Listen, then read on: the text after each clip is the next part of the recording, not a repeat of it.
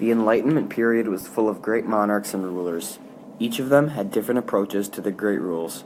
King Rory Nadeau IV was the ruler of a small island near France, called Paris.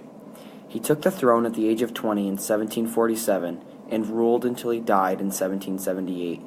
His father, Rory Nadeau III, was married to Beatrice Müller of Switzerland. His parents made sure his education was the best he could have throughout his life. They believed education was one of the necessities for being a great ruler.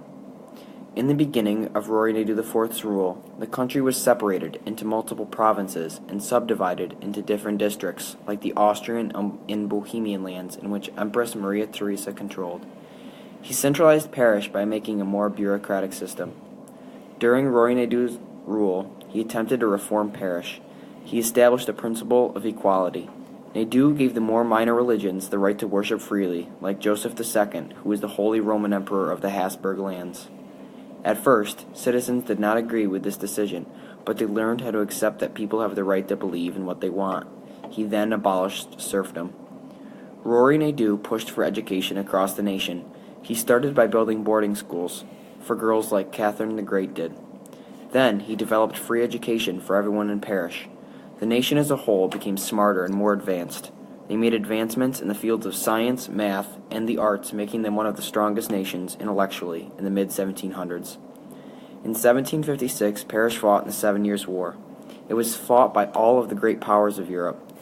Due to location, they were forced to align with France, Austria, Sweden, and Russia. Although they lost the war, Rory had great tactics that helped France. Near King Rory's time of death, he put together a document called L'Égalité pour tous, which is French for equality for all. This document was an outline for how the country's legal system should be run. It pushed for capital punishment and torture to be outlawed and calling for every man to be declared equal. It was shaped and based off of Catherine II's document known as the Nakaz. In conclusion, King Rory Nadeau IV was the ideal monarch of his time, sharing many similar qualities with other astounding monarchs of the Enlightenment, such as Joseph II, Catherine the Great, and Empress Maria Theresa.